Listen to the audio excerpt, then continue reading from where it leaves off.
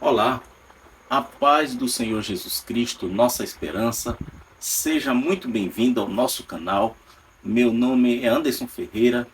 O objetivo de estar gravando esta videoaula é lecionar a lição de número 3 da Escola Bíblica Dominical, onde nós estamos trabalhando aí durante esse trimestre a temática Aviva a Tua Obra, onde nós temos o privilégio e a oportunidade de aprender da palavra de Deus. O meu objetivo aqui, como sempre, é trazer recursos para que possa enriquecer o conteúdo do professor e também para que o aluno também tenha uma compreensão aí da palavra de Deus, da lição na qual está sendo lecionada.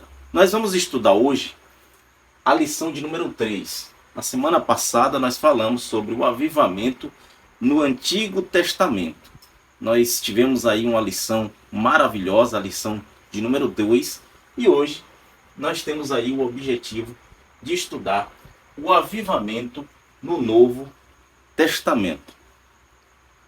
O texto áureo da nossa lição, ele está da seguinte forma: Jesus respondeu e disse: se tu conheceras o dom de Deus, e quem é o que te diz, dai-me de beber, tu lhe pedirias e ele te daria água viva.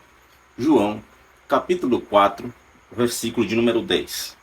A verdade prática, ela está da seguinte forma: a palavra de Deus revela raízes de um verdadeiro avivamento espiritual que perpassa a história. Interessante é que nós falamos a respeito do avivamento no Antigo Testamento, a semana passada, e o que nós podemos observar naquela lição é que os avivamentos foram dados por Deus ao seu povo, mediante uma crise enviada por Deus, e diante desta crise o povo se arrependia, o povo se voltava para Deus. Só que agora nós temos uma nova proposta dentro da temática avivamento no Novo Testamento, e nós temos aí a proposta desse avivamento no Novo Testamento dividido aí em 3 partes. Primeira parte, nós vamos ver aí o avivamento nos evangelhos. O avivamento nos evangelhos. Esta é a primeira parte. A segunda parte é o avivamento nos Atos dos Apóstolos. Esta é a segunda parte. A terceira, nós temos o avivamento nas epístolas e no Apocalipse. A palavra-chave, ou a palavra central, como você achar melhor, ela diz assim: Novo Testamento. Esta é a abordagem que nós vamos trazer dentro do Novo Testamento, falando aí de uma perspectiva de avivamento, aonde nós vamos alcançar ou abranger aí os 27 livros do Novo Testamento. Então, hoje eu quero trazer algo diferente para você, dentro da lição, é claro, porém, trazer assim uma visão dos avivamentos, ou do avivamento, dentro de cada livro, dentro dos evangelhos, dentro dos livros históricos, dentro das epístolas e também da profecia, que é o livro de Apocalipse. Então, por isso, eu fiz eu elaborei aqui esse cronograma, melhor dizendo, para que o professor e o aluno tenham aí um entendimento daquilo que está sendo proposto.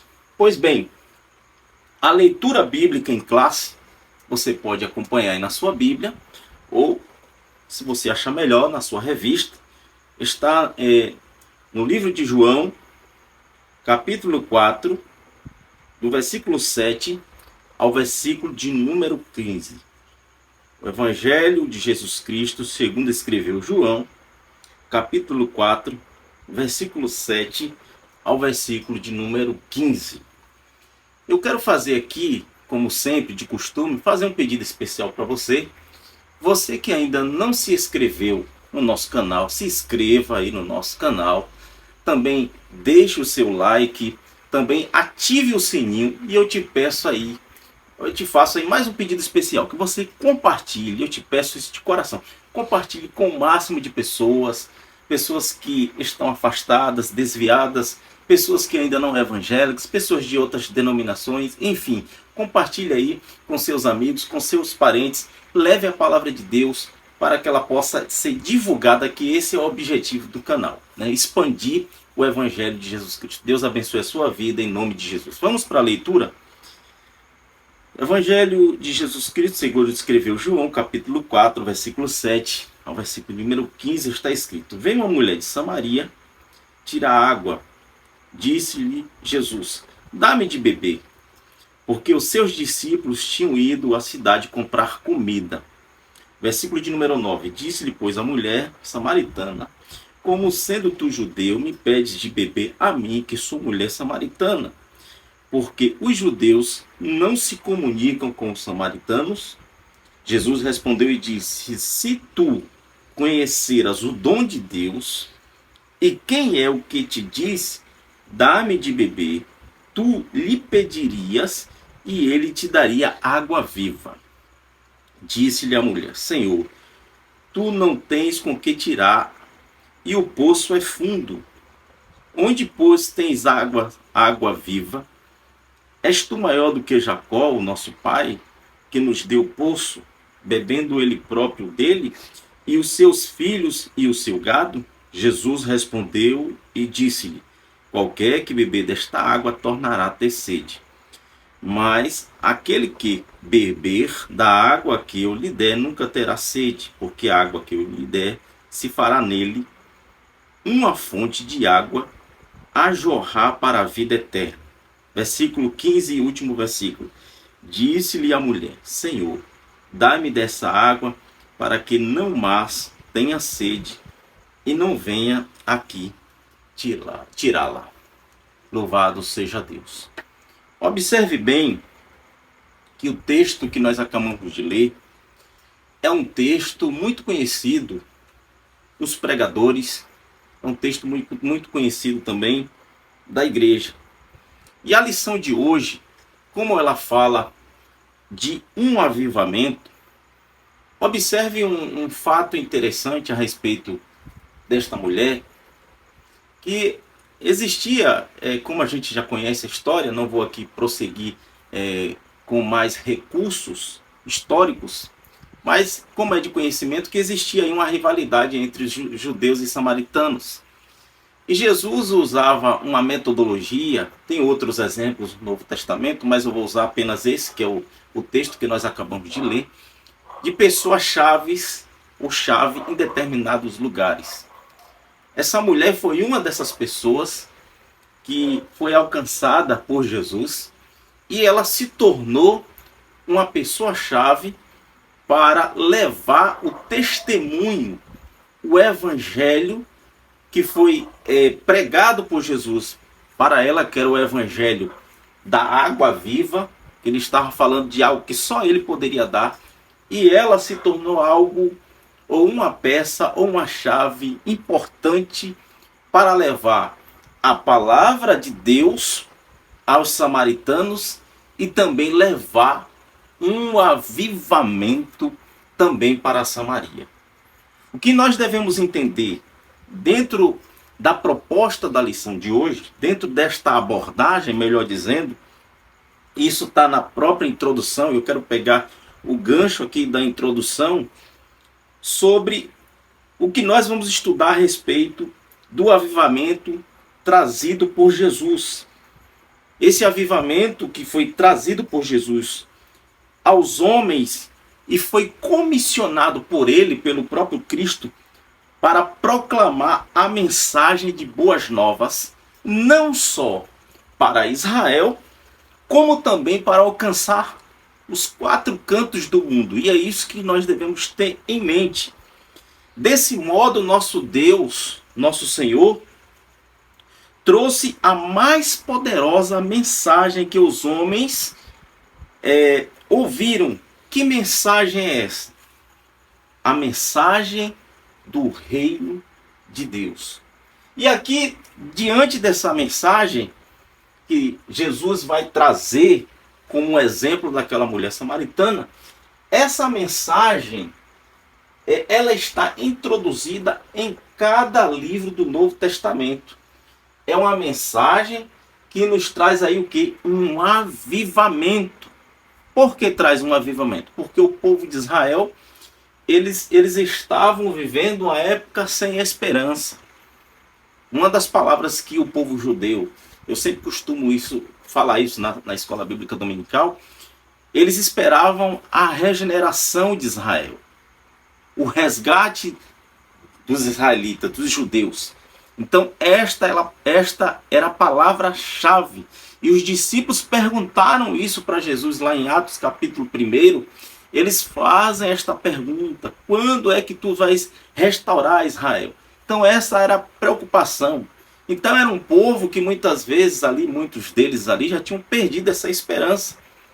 E Jesus veio justamente trazer esta esperança, que é a salvação, que é justamente trazer o maior avivamento da história. Enquanto o Antigo Testamento, através da lei, das suas tipologias, lá em Hebreus capítulo 10, versículo 1, diz que era sombra e apontava para o novo, que é a revelação de Deus através de Cristo.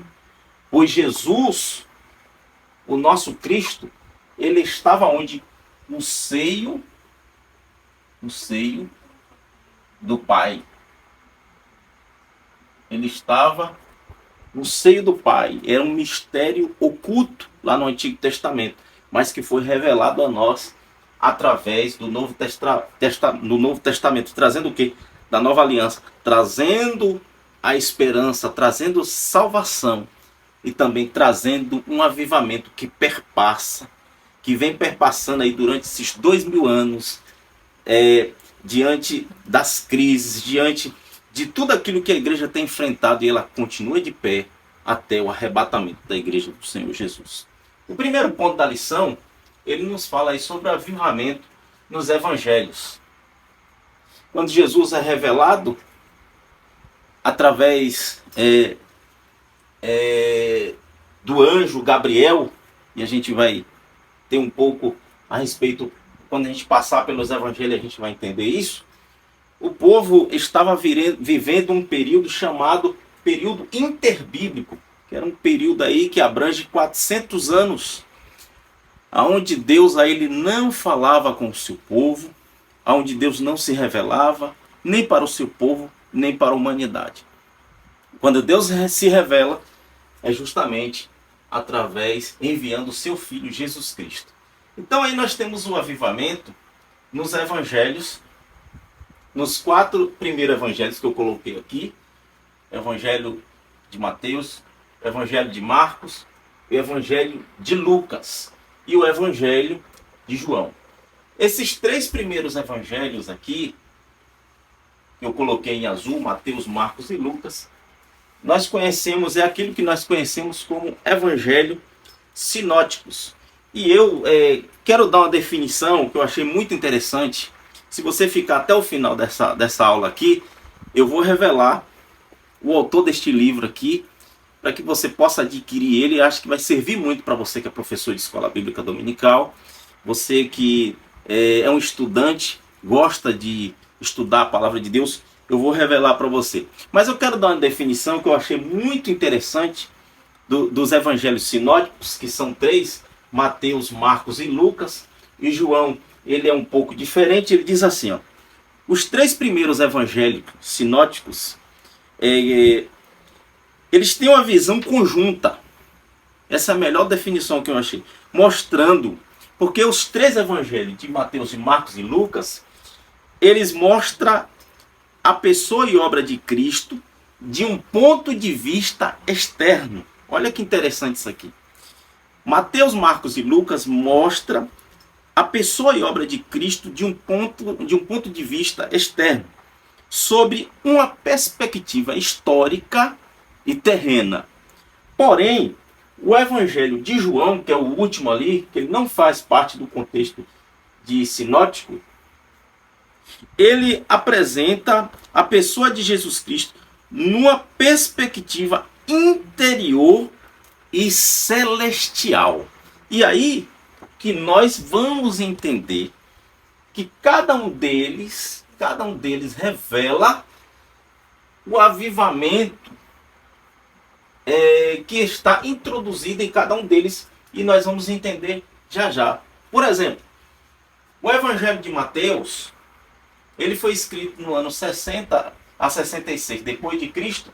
O tema principal do Evangelho de Mateus é o Messias prometido, rei dos judeus. Esse é o tema principal do Evangelho de Mateus. E a palavra que define o livro, o bojo do livro, é rei e reino. Por isso que você vai encontrar o reino dos céus. É semelhante. Por quê? Porque Mateus está falando para um determinado tipo de público. Ou seja, os judeus. Ele está falando diretamente para os judeus. E pelo fato de ele estar falando para os judeus, ele vai usar uma linguagem judaica. A palavra-chave para o livro de Mateus, eu gosto desse capítulo 4, versículo 17 de Mateus, é: para se introduzir no reino é necessário o arrependimento. Arrependei-vos, porque é chegado o reino de Deus, o reino dos céus. Só pode vir um verdadeiro avivamento mediante um arrependimento e confissão de pecados, se voltar para Deus, buscar a Deus para que Ele possa ouvir e enviar o verdadeiro avivamento. Ele é representado aqui pela figura do leão. Daqui a pouco eu falo a respeito destas figuras que aparecem. É representado pela figura do leão. Interessante isso aqui. Faz menção aí da palavra-chave, rei e reino. Leão, a gente sabe que leão, ele é o rei da selva. O segundo evangelho é o evangelho de Marcos. O evangelho de Marcos foi escrito entre o ano 50 e 55 depois de Cristo. O tema principal do evangelho de Marcos é o servo poderoso de Deus. Servo, ele se apresenta aqui como aquele servo poderoso de Deus, que veio com a palavra-chave para executar a vontade do Pai, o serviço do Pai. Então, ele se revela através disso. Quando o avivamento nos alcança, nós queremos servir no reino de Deus. Veja como é precioso isso aqui.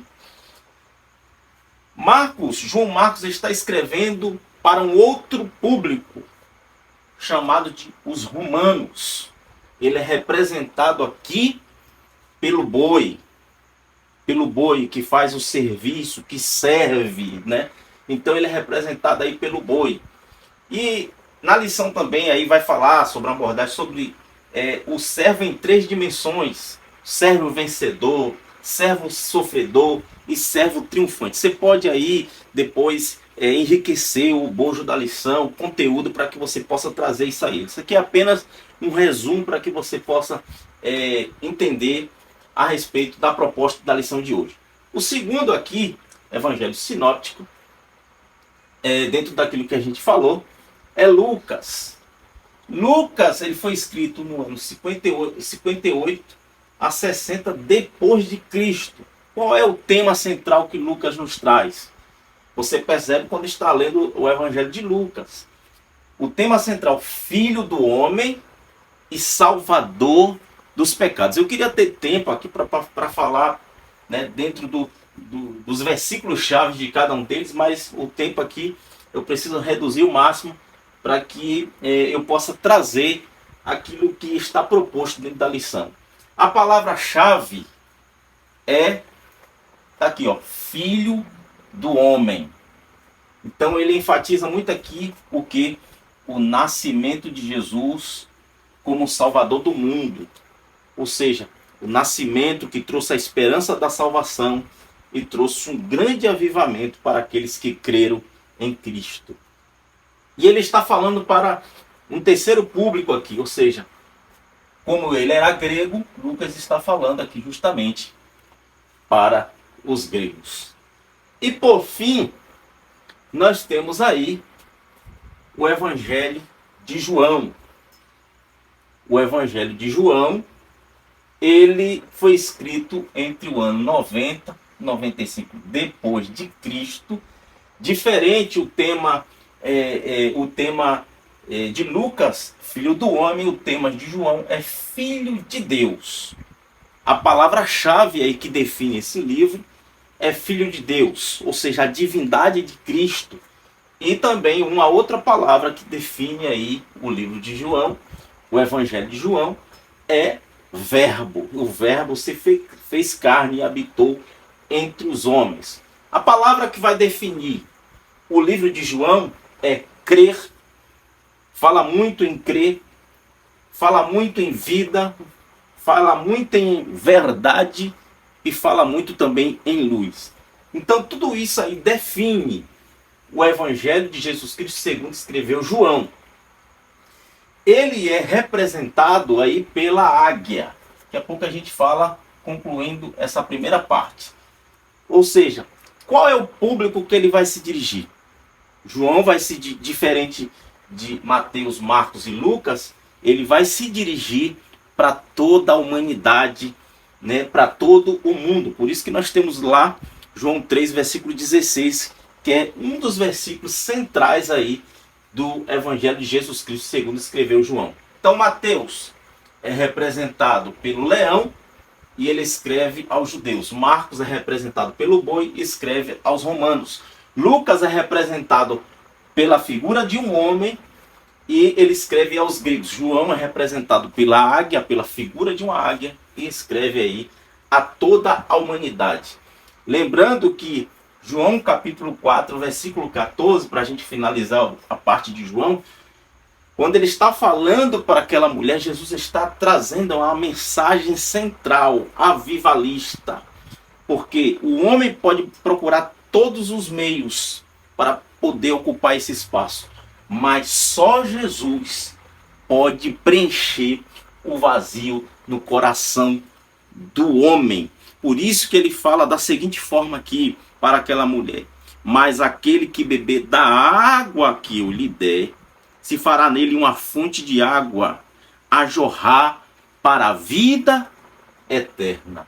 Então observe mais uma visão, mais uma mensagem que nos traz a respeito desses 4 evangelhos, sendo que 3 deles, os 3 primeiros são sinóticos e João não é sinóticos, como a gente acabamos de falar no início da aula.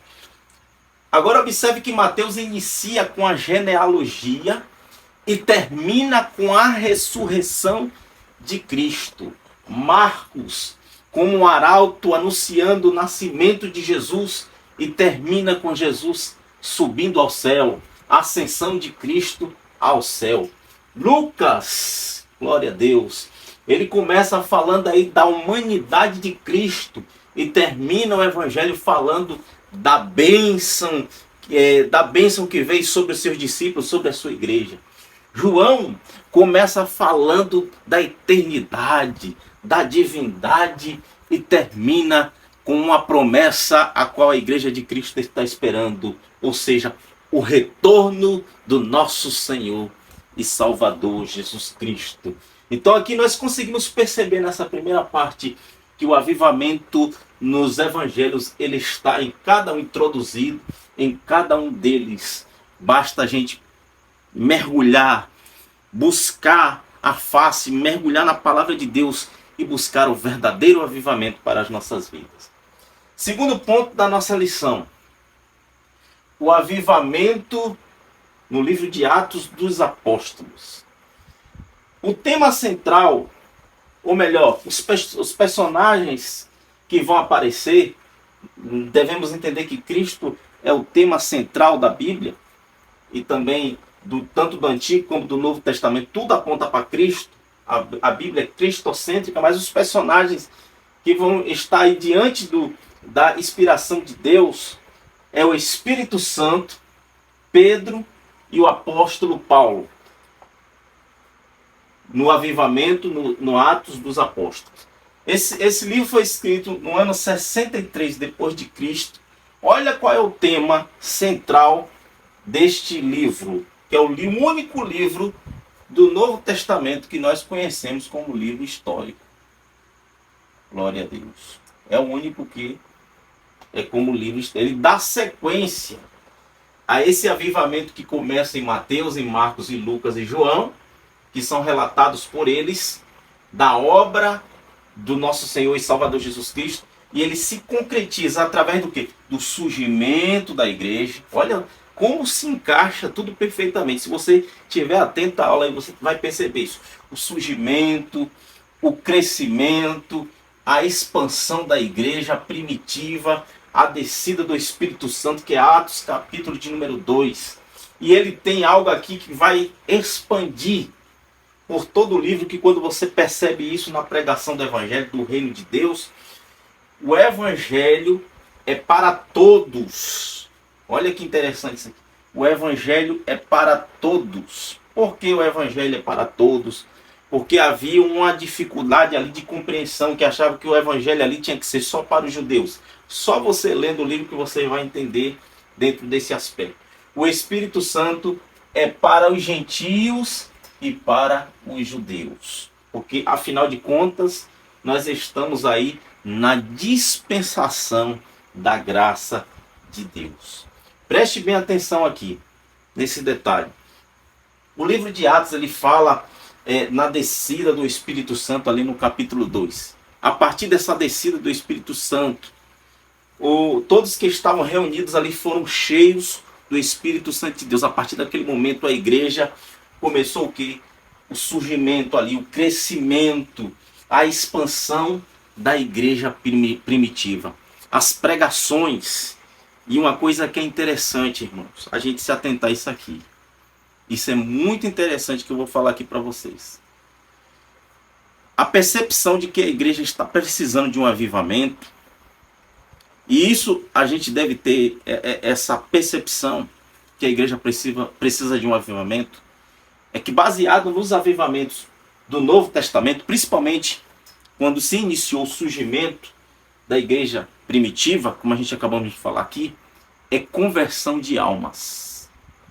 Muitas vezes a igreja pode realizar uma festa, a igreja pode realizar um grande congresso, um grande movimento, mas se de fato não acontecer aquilo que é o principal, que é a conversão de almas, pessoas se entregando a Cristo, nós precisamos como igreja rever a nossa verdadeira situação espiritual.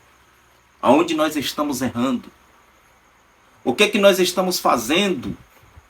Será que o crivo, como eu falei, a palavra de Deus, a estaca, quem lembra aí da primeira aula, da estaca, que simboliza ali a palavra de Deus, para ver qual tipo de nível de erosão espiritual que está afetando a igreja.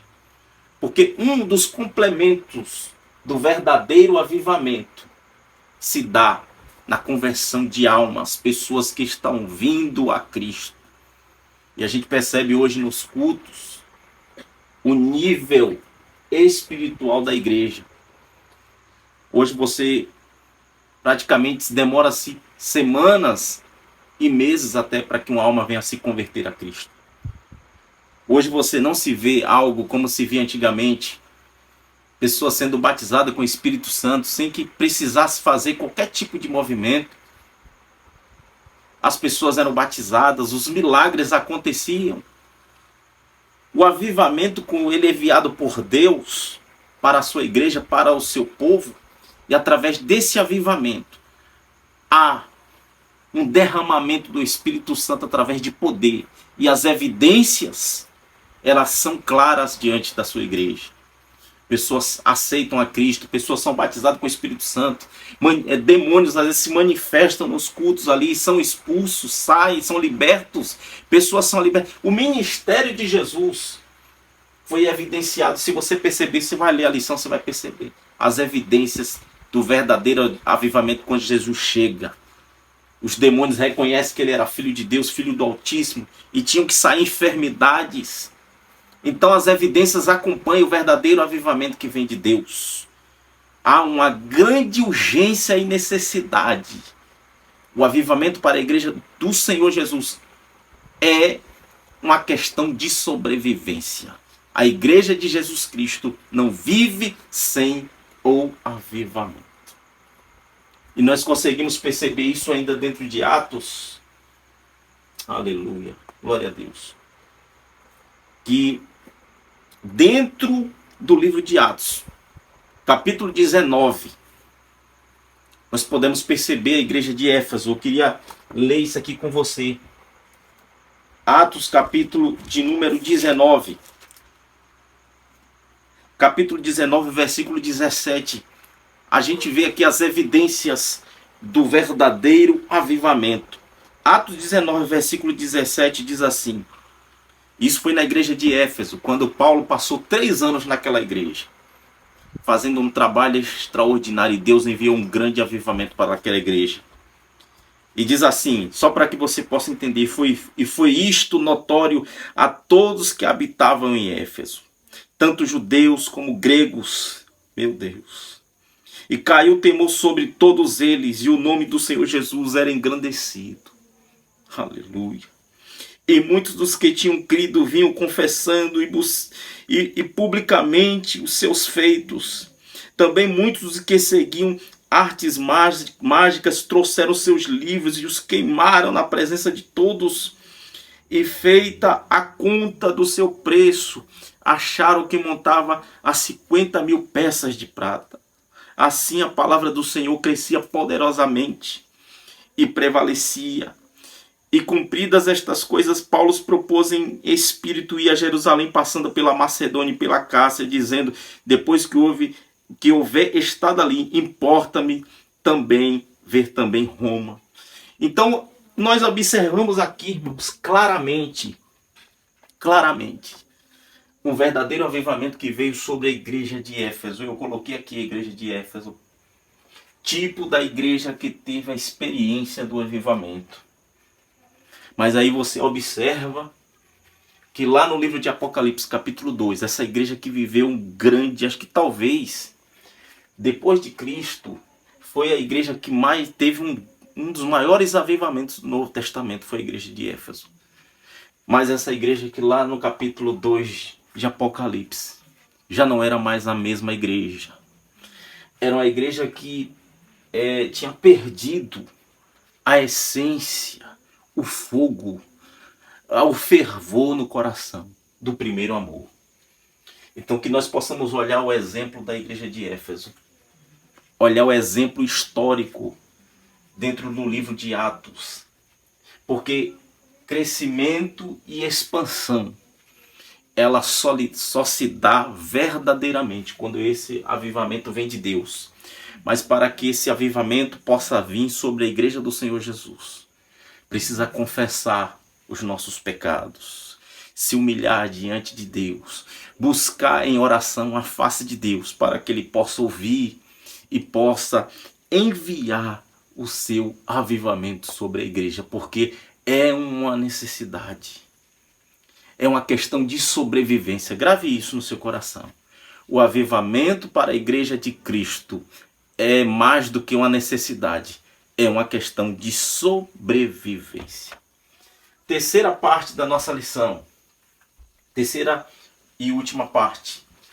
O avivamento nas epístolas e no livro da Revelação, que é o livro de Apocalipse. Então aqui eu trouxe uma visão diferente. A lição aí está bastante resumida, mas eu quero trazer aqui um pouco dentro da visão cristocêntrica e dentro desse avivamento que Cristo deixou para a sua igreja. Observe que cada ensinamento, cada exemplo que Deus ele deixou através das epístolas do apóstolo Paulo, que são 13 epístolas, das epístolas gerais, que são 8 epístolas gerais, e do livro da Revelação, que é o livro de Apocalipse, Deus ele deixou aí uma palavra, e dentro dessa palavra, uma palavra que venha penetrar no coração da igreja e venha acender o fogo e trazer o avivamento no coração da igreja. Então observe bem, As epístolas de Paulo, ou paulinas, elas estão divididas em 13. Eu coloquei aqui de forma organizada para que você possa entender. No livro, na carta aos Romanos, nós somos justificados em Cristo. Aleluia.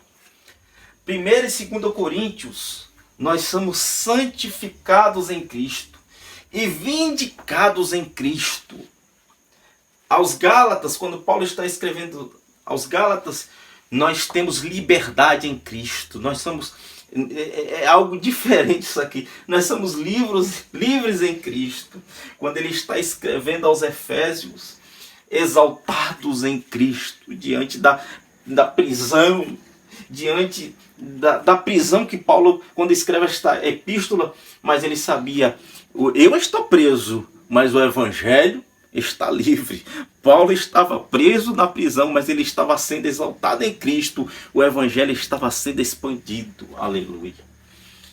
Quando ele escreve aos Filipenses, exultantes em Cristo. Quando ele escreve aos Colossenses, Paulo está dizendo que nós como igreja somos completos em Cristo. Como aquela mulher samaritana, ela não era, mas quando ela conheceu a Cristo, Cristo deu daquela água que ia jorrar dentro dela, passou a ser completa em Cristo. Primeira e 2 Tessalonicenses, nós temos aí cheio de esperança em Cristo. A igreja de Tessalônica, que é uma carta escatológica, estava sem esperança, mas aí Cristo trouxe esperança àquela igreja, cheio de esperança em Cristo. Na parte de número 2, a segunda parte de Tessalônica, nós somos glorificados em Cristo. 1 e 2 Timóteo, fiéis em Cristo, triunfante em Cristo. Na carta a Tito, exemplares em Cristo. Na carta a Filemão, agraciados em Cristo. Observe que todo o bojo das cartas paulinas é centrada na pessoa do nosso Senhor e Salvador Jesus Cristo, aquele que nos traz a esperança, aquele que trouxe o maior avivamento, mesmo diante da crise, mas a palavra de Deus perpassa por gerações e por séculos e tem alcançado vidas e mais vidas, e eu creio que na promessa de Cristo, na promessa de Deus, da sua palavra, que ele há de trazer um avivamento para a igreja no Brasil. As epístolas gerais, que são 8, Hebreus, revela a supremacia, revela a suficiência de Cristo e ele como mediador da nova aliança. Glória a Deus. A carta de Tiago, nas epístolas gerais, revela aí as obras que são frutos da verdadeira fé em Cristo. 1 e 2 de Pedro, sofrimento e esperança. Aí o crente, ele passa por sofrimento, mas ele é avivado pelas palavras do apóstolo Pedro, inspirado pelo Espírito Santo a renovar a nossa esperança em Cristo. E ele também nos traz aqui uma nova visão a respeito da vida prática cristã. Sofrer, padecer por Cristo. 1ª, 2ª e 3ª epístola de João, ele nos traz aqui também comunhão com Deus e com os filhos de Deus, ou seja, com os nossos irmãos. Ele fala também na 2ª carta, negar a hospitalidade aos falsos mestres, não colocar ninguém falso mestre dentro da sua casa, para que não venha se contaminar. Mas ele, na 3ª, ele fala da seguinte forma: praticar a hospitalidade com os servos de Deus. E aí nós temos, finalizando as epístolas gerais, Judas, batalhar pela fé, pela apostasia vindoura que havia de vir. Nós estamos vivendo tempos de crises, tempos difíceis, mas uma coisa é que a carta de Judas nos ensina, através da revelação divina, batalhar pela fé, de dia e de noite, todos os dias das nossas vidas. E por fim, o último livro da Bíblia, que é o livro da Revelação, o livro do Apocalipse, que levou em torno aí de 400 anos para ser um livro canônico, para ser reconhecido como livro canônico. Mas o que é que esse livro nos ensina? Ele está dividido aí em 22 capítulos. Aí no primeiro capítulo nós temos aí a apresentação da carta, a apresentação de Cristo glorificado. Do capítulo 2 ao capítulo 3 nós temos aí a carta às 7 igrejas, que primeiro Deus ele trata com o seu povo, ele trata com a sua igreja antes de tratar com o mundo. E Pedro corrobora com isso, que o juízo de Deus virá primeiro sobre os que são da casa dele.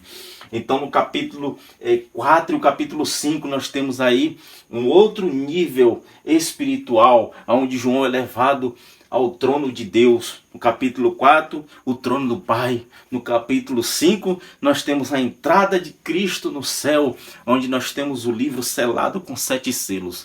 No capítulo 6 ao capítulo de número 18 até o número 19, nós temos os juízos que virão para que Deus venha tratar com Israel e também com toda a humanidade. Capítulo 19, nós temos o retorno de Cristo, quando ele virá, na segunda fase da sua segunda vinda, com a sua igreja, com os seus santos anjos. No capítulo 21, no capítulo 20, 21 e 22, nós temos a fase final aí. Nós temos aí o julgamento do falso profeta, o julgamento do anticristo. Nós temos aí a prisão de Satanás e o estabelecimento do milênio e a era vindoura, que é a era da eternidade. Diante de todos esses 27 livros, nos renova e nos traz aí uma esperança em cada um de nós, como membro do corpo de Cristo. E aqui eu quero encerrar esta aula dizendo para você que está aí do outro lado: há uma urgência, há uma necessidade de um avivamento para a igreja do Senhor Jesus. Se você ficou até aqui assistindo essa aula, quero pedir para você que Deus abençoe grandemente a sua vida. E agora eu vou revelar o livro. Você que gosta aí de bibliologia, você que gosta de curiosidades bíblicas, informações, quero apresentar esse livro para você aqui, ó. Esse livro é de André Coelho. É um livro que eu indico para você. É um livro que faz parte aqui do meu acervo. É um livro de André Coelho, Redescobrindo a Sua Bíblia. Esse livro ele tem aproximadamente 496 páginas e tem muitas informações que vai servir de crescimento e de conhecimento para a sua vida e seu ministério. Deus abençoe a sua vida, em nome de Jesus, e até a próxima aula, querendo Deus.